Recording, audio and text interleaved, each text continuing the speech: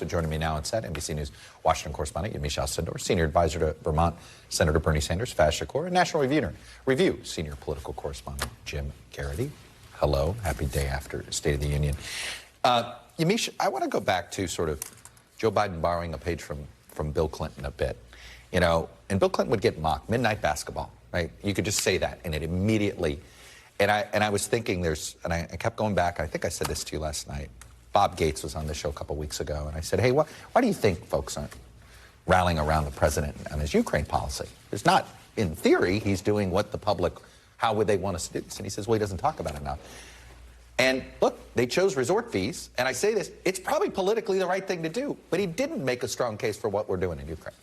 That's true, but I think in some ways he was making a strong case for the thing that he hasn't announced, which is his 2024 presidency. He says, give me more time. That was sort of the theme of the speech, that he had all these things that he finished the job. I would say give me more time, but I think, yeah, finish the job. It's this idea that he was wanting to talk about the things that they had accomplished and wanting to double down on the big legislation. I also think it was interesting because you saw a range from Joe Biden. The beginning of the speech, like the first 2 minutes, I was a little worried, frankly, if I'm watching this with some White House officials, thinking, okay, well, is he really going to have it? He talked to Chuck Schumer and called him the minority leader. And then there were no other gaffes. Then he got in it. He was in it wrestling and tussling with the Republicans. He was empathetic when he was talking about police reform and Tyree Nichols' family. So I think what he did here was really just say, here's all the things we accomplished. It's true Ukraine wasn't on the big list of things, but he had these big domestic policy issues that he talked about and pointed at the Republicans and said, you even like them, you're trying to take credit for some of this stuff. I want to put up, we have we did the math here. He spent nearly 2 minutes on junk fees, the same amount of time he spent on Ukraine. Again, Faiz, I would say I think nobody screams more about kitchen table issues when you're on this panel than you. I'm good with that. I was just going to say, what does the Bernie Sanders in you think of his speech last night? It's right on. I mean, you talk about bread and butter issues, taking on corporate power, delivering for working class people. It's the message that's needed. You speak about crossover repeal on Social Security and Medicare. He basically did a real-time pledge-a-thon in the chamber and said, raise your hand if you're with me on taking Social Security and Medicare off the table, and he basically got the vote. I was just going to say, that was his most effective moment. Yeah. When he got everybody to do that. But you and I have talked about this a bit, that Biden sometimes he's a peacemaker by nature. He needs a foil. He needs fights. He needs friction. And he got it last night, and he got to issue a couple of veto threats, which is important for him. He got to lay down some red lines, which he doesn't love to do. And he said, listen, let's brawl a little bit. Let's scrap in a respectful way.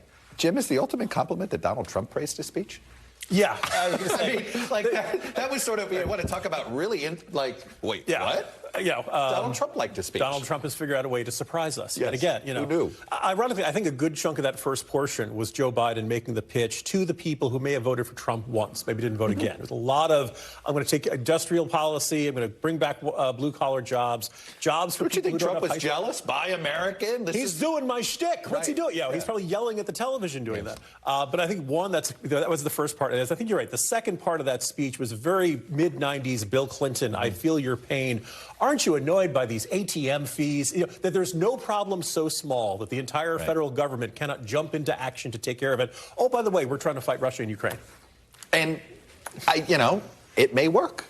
It may work. And remember, just before the speech, we were talking to On the Record on Senator Schumer and Hakeem Jeffries, and they were saying what they really wanted him to do was lean into Joe from Scranton. They wanted him to be a blue-collar president. They wanted to remind people that he feels their pain, and he did just that. But you know what he didn't do? A lot of people have compared this to Obama and Clinton. Obama and Clinton conceded that the other side was right about the size of government, right? Bill Clinton famously did, and in some ways Obama did. Yeah, we got to do some deficit reduction. Joe Biden didn't concede a thing last night, did he? I don't think so. I mean, I'd love, he's got Social Security and Medicare in a good position where that's off the table, and they're not going to negotiate it. But what you haven't heard him do is say there's a red line on a clean debt ceiling increase. He didn't say that. It does sound like it does sound like there's some negotiation. I was just going to say, it sounds like caps are on the table. Right, spending caps. Right, a restructuring of Medicaid, or and I would love it to be the debt ceiling not be taken hostage. Full stop. 1996, Bill Clinton's re-election was M squared, E squared. Medicaid, Medicare, education, and the environment, right? When a Democrat is in trouble, those are the issues they retreat from. Foreign policy disappears. By the way, at the time, what was Bill Clinton doing? Conducting a very successful campaign in Central Europe. Right. Yeah. By the way, that he never campaigned on. When are we ever going to have to deal with Russia again? Yeah, it'll never happen. the Republican contrast. In many ways, they handed. This is what I get the sense. And Jim, let me let you start on this. This is you cover this side very thoroughly. It seems as if they played.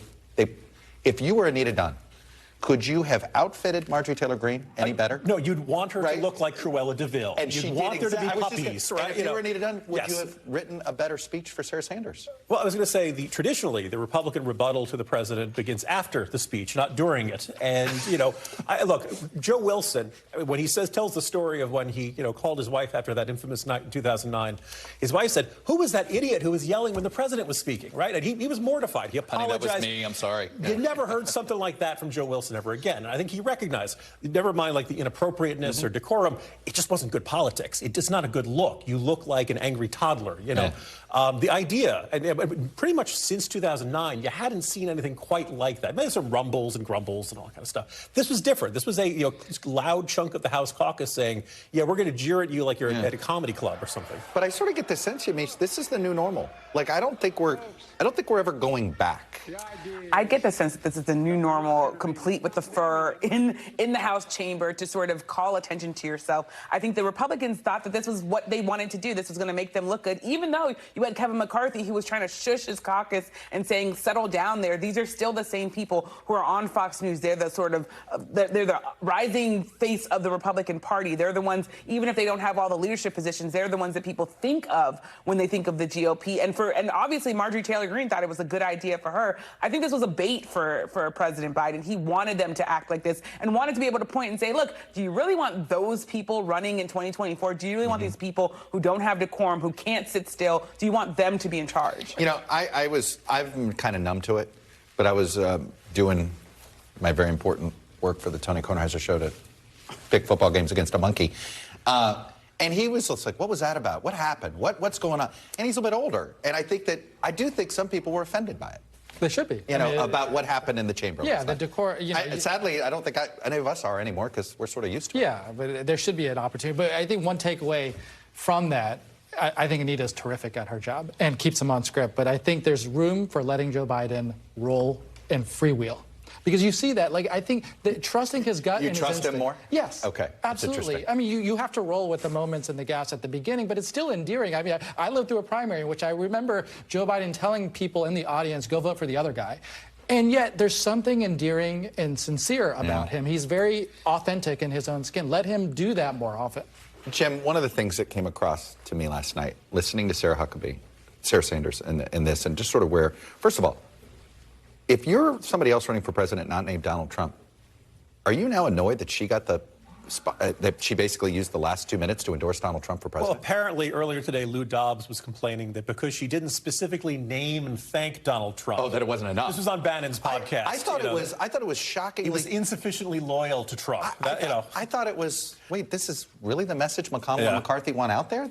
More Trump? I have my doubts about that. Look, it's a governor. It's a younger governor. It's a woman. There's cases for that. Remember, this job has always been cursed. By the way, there's an old gypsy. Sarah Huckabee made a lot of sense. Yeah. Sarah Sanders made less sense. Yeah. And you see where I'm going there. Yeah. Meaning, like Mike Huckabee's, I just think that's a different. She was uniquely positioned, though, to be the one who ripped the Band-Aid off and said Trump is the past. She would have been a unique messenger. And she didn't. Of course not. No, that would have been early. Recognize this is where Rubio had the water incident, Bobby Jindal. Lots of people step into this role, and they think this is going to be their big shining moment, and it either goes bad or nobody remembers them. But the thing that I guess I keep coming back to is it doesn't seem as if there are enough people leading the Republican Party to say, hey, we need something different.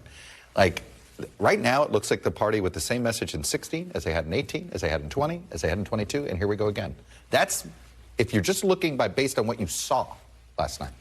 Certainly, and maybe I was a little bit ambitious to think this, but I thought maybe she's going to lay out some specific things that Republicans want to get done instead of just calling him a liar and screaming and sort of coming off as angry. It seemed to me like it was a moment where you could say, here's what the Republican Party wants to do, and maybe even talk about Social Security and Medicaid and Medicare and say, yes, maybe some people in our party wanted that, and be honest about that while also saying, but that's not what we want as a party. You could have been aggressive just on education and leading the world. Yeah. And made that the theme without being personal. At this moment, Republicans want to talk about the culture war, and Democrats want to rerun the Medicaid, Medicare, education, and the environment. What do you think voters are going to pick?